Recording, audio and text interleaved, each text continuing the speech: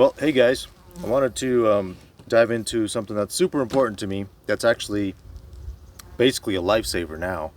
And I talked about this tripod in a few of my previous videos. I decided that this thing needs an entire video in and of itself because this has become such an important product that I utilize in all of my outdoor activities. I wanted to kind of go into detail of how it works for me, what I use it for. I've had this for probably close to 8 years maybe, and have no reason to upgrade. Can't really find anything better on the market that fits my needs better. I'm not saying this is for everybody, but if you're like me and you do what I do, this was probably something you want to look into. So this tripod is the Vanguard VEO2 235 CB. So this is a carbon fiber leg tripod. The whole top end here is all aluminum with looks like I don't know if it's like stainless or some kind of an oxided chrome hardware, but all aluminum top, carbon fiber bottom here, and then rubber type of a silicone material for all of the grippy areas. But I use this thing for obviously for all of my YouTube recording and glassing. So if you wanted to glass, you just get one of those Arca Swiss adapters. This fits right up top, and my binos go right in here. And I spend literally 7 hours in one day or more glassing off of this thing. So why is this thing better than a lot of other tripods? Obviously it's very light. This thing is like 2.5 pounds, something like that. I don't know the exact details. They technically don't make this anymore, so I would say, you know, go out and buy one, but you probably won't be able to find one anyway. So they do make a different version. It's got like 4 leg segments now, or 5 leg segments, whatever it is now. It's a little bit more expensive, it's a little bit more complicated, but that might be the closest thing to this. But this thing has worked so well for me over 8 years, I have no need to replace it or upgrade from it. I have tried to, so this whole top piece comes off. There's a little push button here. This whole top piece comes off, and it comes with a little short stubby thing here that just slides in there and tightens back down, and it's got the 1/4 bolt on the top, and so you can just basically unscrew this head, mount it to this, and you save yourself whatever this little rod weighs. I did do that for a year. I decided to go back to using this because oftentimes I'm in such steep terrain, and if I'm sitting on a rock or a stump or something, the feet of the tripod that are in front of me are so far down sometimes that there's not enough height with just this piece. So I have to have that extra 10 inches or whatever this ends up being. But if you want to save yourself a little bit of weight, you can go with this little plastic thing. It's got a little rubber base with a 1/4 stud. Works really well. Just not great for like mountain country. If you're like glassing in like flat fields or something, then yeah, I would probably just take this. You got plenty of adjustment there. But if you're in steep country, definitely want those front legs just down, stable, you know, pretty far in front of you. And so there's just not enough height for me, and I'm kind of a taller guy, you know, 5'10" and a half or whatever. So that goes up pretty high. Obviously this can go way higher. These legs, it's just like a kind of a twist lock. So that's a pretty long leg right there. I love this thing. So I shot my bear this year at 658 yards off of this tripod. I mounted the rifle to this tripod. I tightened it down here. I tightened this ball down a little bit just so that I could still move it, but it won't be like my breathing affecting that movement of that ball head. Just give it a little bit of friction right there. You can adjust the friction here on the side, and then you can loosen and tighten the ball itself. And I'd mounted the gun front end to this, had the back end in my shoulder, and pulled off a one-shot kill on this bear at 658.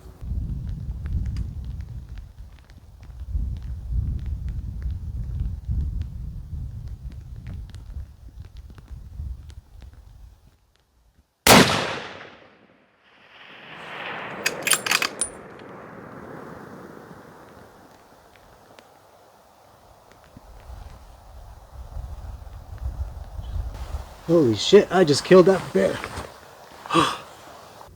So freaking awesome. And then right here, like 20 yards away from me, I shot a gopher with that same gun setup, same tripod setup, with a one shot blew up a gopher here too. So I use this for literally everything now. All of the videoing, and then the shooting, the glassing. This thing comes with me. I don't go hunting anymore without this thing on my pack or in my hand. So wanted to go into detail of why the ball head is better than some of those pan heads, what they call them. So they got like a little handle that you loosen and tighten, and basically as you're glassing you can just move that handle panning side to side, or you can move it up and down and basically tilt up or down. But I've considered those, and I know a lot of professionals use those types of heads. The ball head is better for what I do, because oftentimes you don't set up, like if I'm sitting down on a rock, if I'm sitting down on a tree or something, on a stump, this thing is hardly ever going to be perfectly straight. To use one of those pan heads effectively, you'll have to, like this one has a bubble level on it, you'll have to get that head pretty level with the earth, because if it's not level, if it's tilted, like say, you know, I'm gonna exaggerate, like 60 degrees or whatever that is, if it's not level, as you're trying to pan the horizon, you're gonna be falling down, and like you're not gonna be panning the mountain at that elevation. You're gonna be panning all these elevations down to the creek bottom, and then all the way up to the snow peak, and you're going to be missing that elevation band, which is generally what you'll be looking for when you're like spring bear hunting or even fall bear hunting, I'm assuming. I didn't shoot a fall bear yet, but hopefully next month we can get my wife a fall bear. I got 2 other guys that are in line for me to help them find a fall bear, so my hands are full, but this thing's definitely going to come with me. I am in the process of trying to get equivalents to this for those guys to pack, because glassing is so effective for bear hunting, in my opinion, in my experience. But if you're, you know, going back to what I just started saying, if you're tilted a little bit down like this and you're panning up and down, you're missing the entire elevation band you're looking for. And if you're, you know, not that exaggerated, you're just going to be, you know, slowly going up and down. You're going to be pointing down up here, you'll be pointing up here, or vice versa. If you got a ball, you can literally just like keep a little bit of tension on that ball, and you can spin this any direction you want. You can just be doing figure eights all over that mountain, or you could just be panning it, you know, with that ball. And if you just see something a little bit interesting, you just dip down, dip up, keep panning that side. It's just so effective. That ball is just so nice. And if you just need to quickly hit something down, you just move that ball in any direction you need to go. And if you loosen this will pan for you anyways. So if you are a little bit at an angle, you just lock that ball down, and you can just pan like normal, pan side to side, but you will be dipping up and down. So this is one downside to this tripod, and I have been looking into a different head, because the panning feature, I want it above the ball, not below the ball. So hopefully one of these days I can work with a company that can make something like that. But basically, if you have this tripod on a mountain at an angle and you're trying to pan, you'll be panning all over the place, up and down, up and down. If you loosen this, move the ball so where your base is flat with the earth, tighten the ball down, and then you can pan on that base. So if you have the panning feature above the ball, you're golden. You're so set for any kind of mountain adventure. So this thing is like a, you know, I'll give this tripod probably like a 9.5 out of 10 for the fact that the panning is below the ball. I know some tripods have it above it. It ends up being a little bit top heavy on the ball end, and so the ball has to be bigger, so it adds a little bit of weight, things like that. I'm sure somebody somewhere can figure it out, but what I'm trying to say is, like, this is pretty dang close to being perfection. You don't have any method to weigh, there's no way to weigh this part down. I know some of them have like a hook or something. I'm sure you could put like a little rubber band or like glue something on here. I haven't really found the need to do it, because generally my gun is so heavy, or my binos are so heavy, and then I kind of lean into it, and sometimes I just kind of grab grab it and just lean into it and just put my whole body weight on this thing. If I'm glassing super far, like 500 yards, 1,000 yards, anything over 500, I generally try to keep my body off of it and I don't touch it. So I don't touch it with my face, I don't touch it with my hands, I don't touch it with my legs. That way the only thing affecting it might be the wind. But like if you have your eyebrows pressed up into it, your heartbeat will be beating those binos and you'll be shaking your image. So just some tips on using a tripod for the backcountry for mountain hunting. But it is super stable for how light it is, like 2.5 pounds, maybe not even 2.5 pounds, maybe like 2.25. It is super stable, especially when you got a good amount of weight on this and you got all these twist locks just cinched down as tight as you can get them, and then all this stuff just cinched down. This thing gets pretty dang solid. And then when you got binos on, it's super solid. I don't have the binos with me right now. I'm getting them warranted through Vortex. One of the lenses got a little loose, and I noticed trying to glass for spring bear that I was getting like headaches, and it seemed like every time I went out, my binos would be set differently, which is really weird because I've had them for years now, and every time I go out, they'd be, you know, right at where I last left them, and and that was where I needed them to be because that's where my vision's at. But it seemed like every time I pulled them out of the harness, it was like somebody was messing with them and using them. And then I'd be using them, I'd look at something close and it'd be really screwed up, so I'd have to adjust them again. Look at something far, I'd have to adjust them again. So I finally figured out one of the lenses is loose and it just kind of sits a little bit differently. Every time I look at something close or far, it just kind of tilts a little bit differently. So I sent them in. They called me back, said that they can't fix them and they're going to send me a new pair. But then that was a voicemail. I never got back to them, and long story short, they sent me a pair out. I guess it's a brand new pair, and I had sentimental value selected on there, which I don't know if it was sentimental or not to me. I just kind of wanted them to talk to me about it first before they just sent me a new pair out, in case that it was like not the same model or something. But I never got back to them. They left me a voicemail. I never called them, so they're sending me something out. So theoretically, I think it's going to be a brand new pair of binos. We'll see how that goes. I loved the Viper HDs that the ones that I had were like made in China, I'm pretty sure. They're great. One of the best binos I've ever owned. That video has taken off. You guys absolutely love that video, and I'm sure Vortex is getting quite a bit of those binos purchased now. I'm assuming Vanguard is going to have their hands full too. If you guys buy these tripods from them, they're going to be freaking selling out. I'm not seeing a lot of other hunters, a lot of pro hunters using Vanguard for some reason.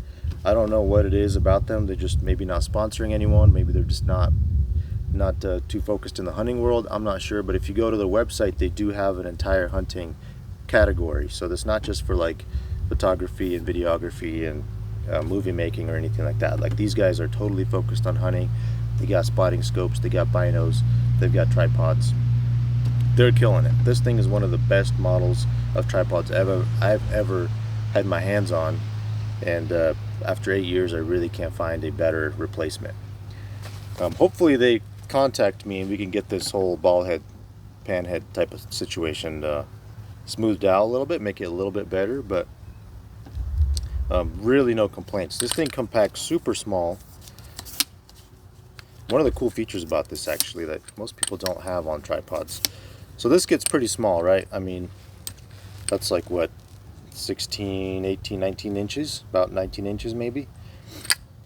But there's one extra feature. So if you loosen this knob, pull this out, push this button, whoops, push this button, don't go all the way out. This whole thing spins all the way inside itself. And then you can tighten that back down. So now it just became like 16 inches. So from like 19 to 16. So you took all of the extra hanging out here and put it inside, and really compacted that even more. So this is pretty dang cool, I think. Really small package. I mean, not much bigger than an Nalgene, probably smaller than an Nalgene. So if you got a Nalgene pocket, I think this will fit right in there, maybe even a little loose. If you want to set up quickly, obviously this thing has to get loosened up.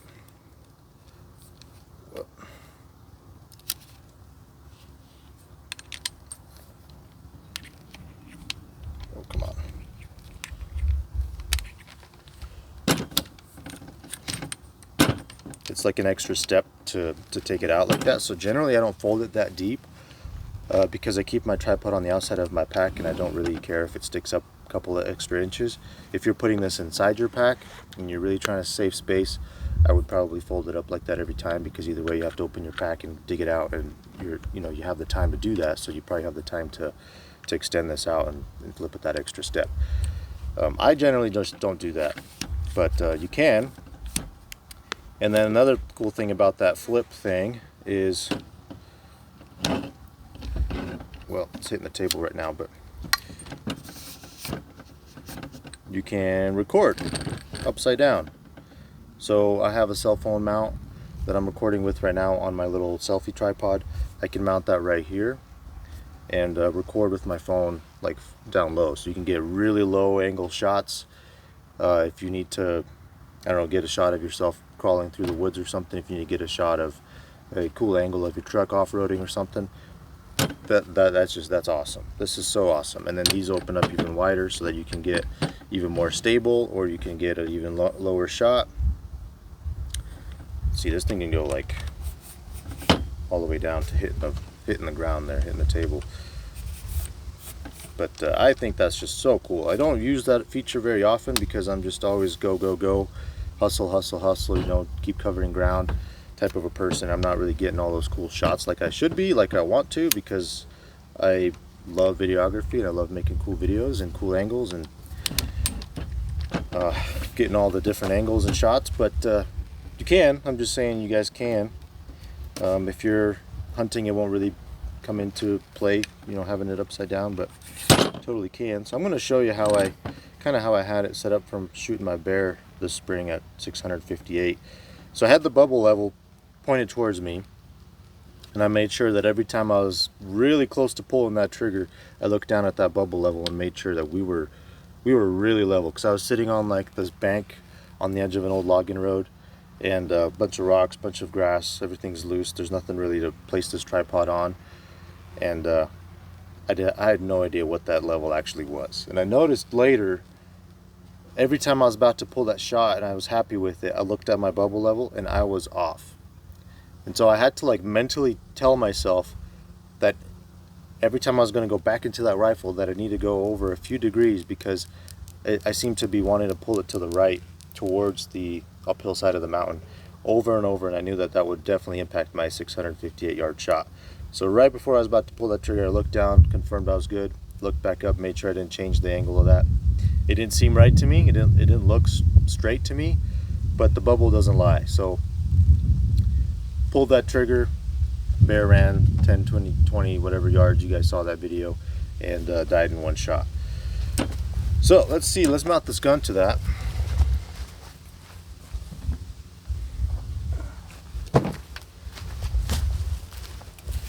So this is the Ruger American in 270 Winchester. You guys saw this gun a million times.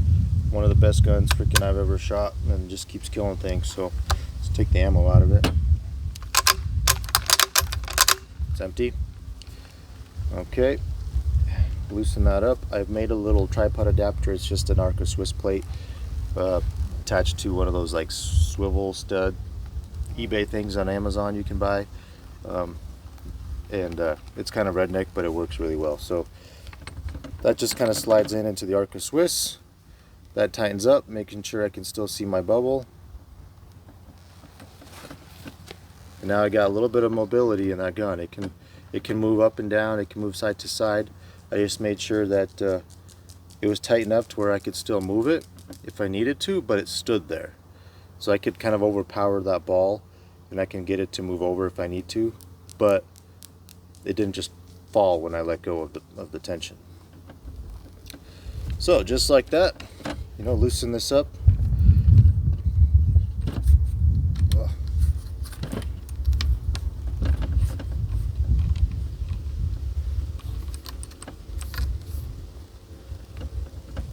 Tighten that up. Look at that bubble, looks good. And take the shot.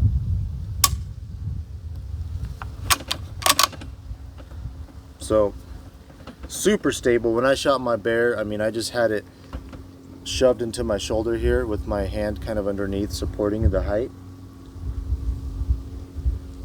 And that front end was not moving. I had this locked down. I had a little bit of tension on there to where I could move it if I needed to, if the bear started walking or whatever.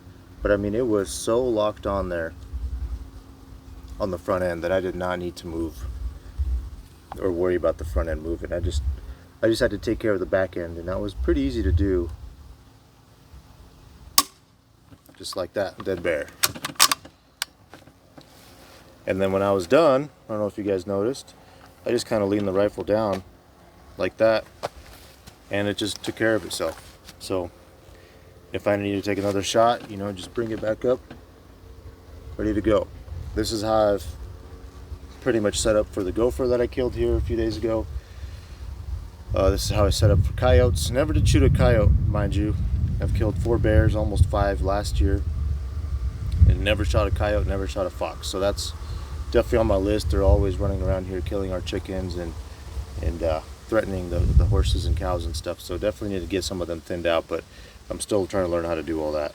Never gotten a coyote, and I'm not sure what I'm doing wrong, but this is how I've set up for him when I've sat and called. I just kind of had this pinned up against my shoulder. You know, when you're sitting for an hour or two ready for a coyote to come into your call, you kind of want to be ready.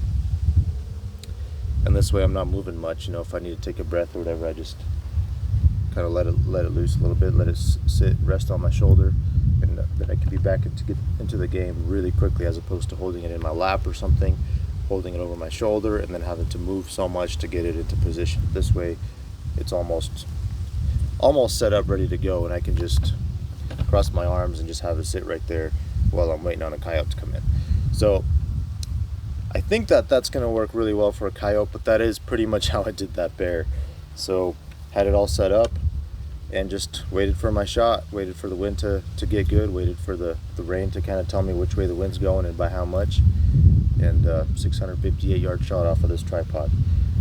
Never going hunting without it again. So thanks guys for watching. I really appreciate all the feedback. I appreciate the community. You guys have been great. The channel has been growing tremendously, really quickly. I just hit 1,000 subs a week ago, and I'm already 50 some past that in a few days. So thanks guys for all the support. I love the community that's growing on here. Everybody's got such good advice and such good questions, and I love jumping on there and talking to all of you guys that are growing this industry and this hunting practice that we like doing, especially here in the mountains. So thanks guys for watching. Obviously, like, share, subscribe, all the things you guys know, and I'll see you next time.